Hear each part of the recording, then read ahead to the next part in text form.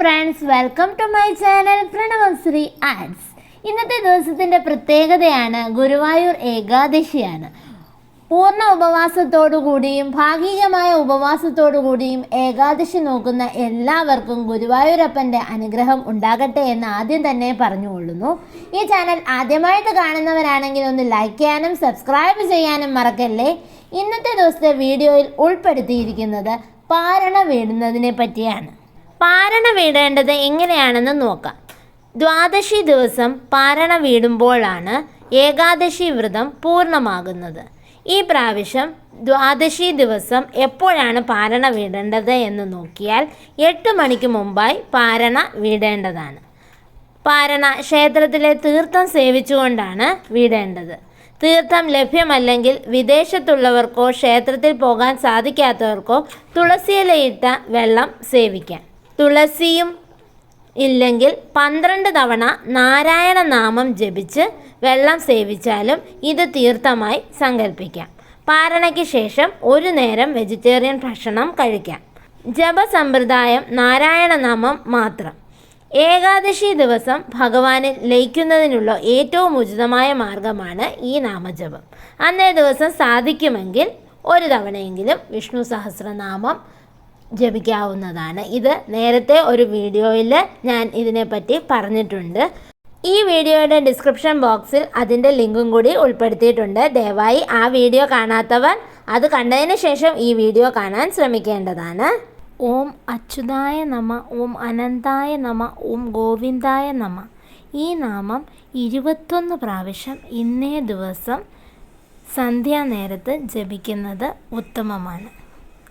അതുകൂടാതെ ഇന്ന് ആവുന്നത്ര സമയങ്ങളിൽ ജപിക്കാവുന്ന ഒരു മന്ത്രമാണ് ഹരേ രാമ രാമ രാമ ഹരേ ഹരേ, ഹരേ കൃഷ്ണ കൃഷ്ണ കൃഷ്ണ ഹരേ ഹരേ.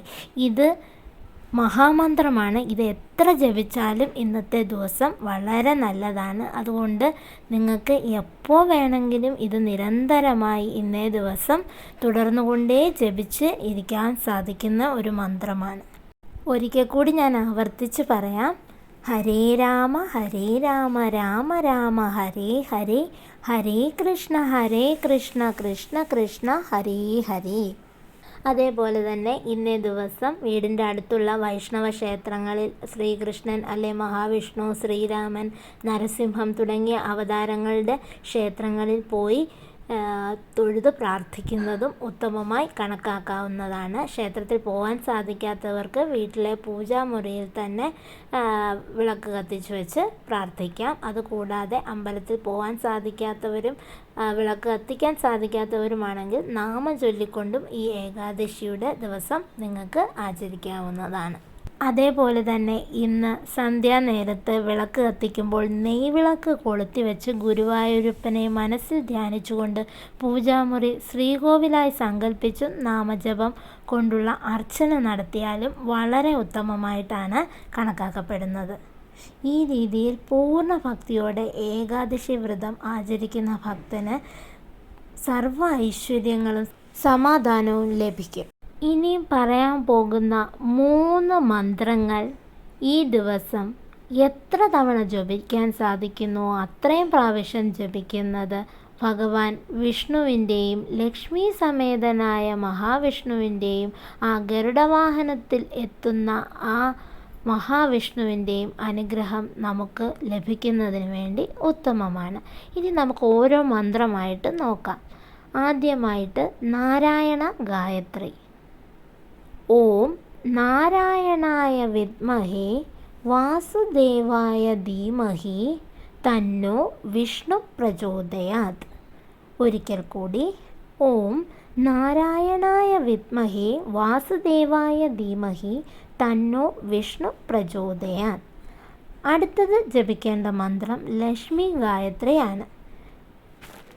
ഓം മഹാലക്ഷ്മ്യൈ ച വിദ്മഹേ വിഷ്ണു പത്നീ ച ധീമഹി തന്നോ ലക്ഷ്മി പ്രചോദയാത്. ഒരിക്കൽ കൂടി.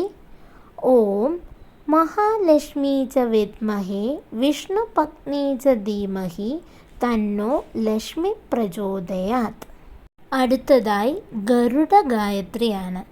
ഓം തത്പുരുഷായ വിദ്മഹേ സുവർണപക്ഷായ ധീമഹി തന്നോ ഗരുഡ പ്രചോദയാത്. ഒരിക്കൽ കൂടി. ഓം തത്പുരുഷായ വിദ്മഹേ സുവർണപക്ഷായ ധീമഹി തന്നോ ഗരുഡ പ്രചോദയാത്. ഈ 3 മന്ത്രവും ഇന്നേ ദിവസം ആവുന്നത്ര എത്ര സമയം വേണമെങ്കിലും എത്ര തവണ വേണമെങ്കിലും ജപിക്കാവുന്നതാണ്. അത് ഏകാദശി പുണ്യം ലഭിക്കുന്നതിന് വളരെയേറെ സഹായകരമായ 3 മന്ത്രങ്ങളാണ്. ഈ ഗുരുവായൂർ ഏകാദശി ഭക്തർക്ക് ഭഗവാൻ ഗുരുവായൂരപ്പൻ്റെ അനുഗ്രഹം നേടാനും പാപങ്ങൾ അകറ്റി മോക്ഷം പ്രാപിക്കാനുമുള്ള ഒരു അസുലഭ അവസരമാണ്. ഏവർക്കും ഏകാദശി ദിന ആശംസകൾ. ഗുരുവായൂരപ്പൻ്റെ നാമങ്ങൾ കമൻ്റായി നിങ്ങൾ ഈ വീഡിയോയിൽ രേഖപ്പെടുത്തണമെന്ന് അപേക്ഷിച്ചുകൊള്ളുന്നു. വീണ്ടും മറ്റൊരു വിശേഷവുമായി മറ്റൊരു വീഡിയോയിൽ കാണാം. അതുവരേക്കും ബൈ, സീ യു.